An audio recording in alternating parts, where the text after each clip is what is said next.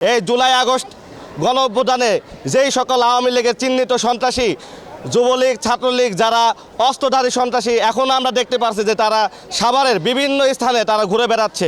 আমি আইন শৃঙ্খলা বাহিনী এবং সরকারকে অনুরোধ করব এই সকল সন্ত্রাসীদের দ্রুত গ্রেপ্তার করে তাদেরকে বিচারের আওতায় আনার জন্য। সেই সাথে বলতে চাই যে আমরা জাতীয়তাবাদী ছাত্রদল আমরা কখনোই জুলাইকে বিক্রি করিনি। আমরা গত 17 বছর ধরেই বাংলাদেশের পক্ষে আন্দোলন সংগ্রাম করে আসছি। ইনশাল্লাহ জুলাই আগস্টের মতো যদি আবারও বাংলাদেশের প্রয়োজনে, বাংলাদেশের মানুষের প্রয়োজনে যদি আন্দোলন সংগ্রাম করতে হয়, ইনশাল্লাহ বাংলাদেশ জাতীয়তাবাদী ছাত্রদল সবার আগে রাজপথে থাকবে। তো আজকে যারা জুলাই আগস্টের গণ অভ্যুত্থানে যারা আন্দোলনে যারা আহত হয়েছে এবং যারা নিহত হয়েছে, যারা শহীদ হয়েছে, তাদের সুস্থতা কামনায় আমাদের সাভার পৌরসভা ছাত্রদলের পক্ষ থেকে আজকের আমাদের এই কর্মসূচি।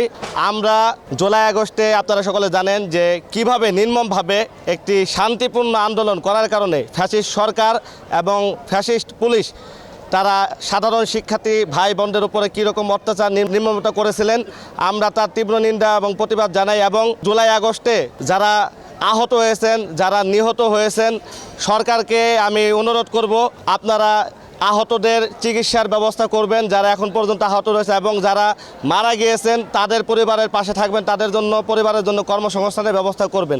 স্বৈরাচারকে এই সাভারের মাটিতে কোনো অবস্থাতেই আমরা রাজনৈতিক করার সুযোগ দেব না। আমরা আমাদের জায়গা থেকে বলতে চাই, আমরা যারা শহীদ প্রেসিডেন্ট রাষ্ট্রপতি জিয়াউর রহমানের আদর্শ ধারণ করি, দেশনেত্রী বেগম খালেদা জিয়ার আদর্শ ধারণ করি, বর্তমান প্রধানমন্ত্রী তারেক রহমানের আদর্শ ধারণ করি, আমরা সবাই ঐক্যবদ্ধভাবে এই সাভারের মাটিকে শান্তি ও শৃঙ্খলা রক্ষার্থে আমরা প্রত্যেকের জায়গা থেকে কাজ করব।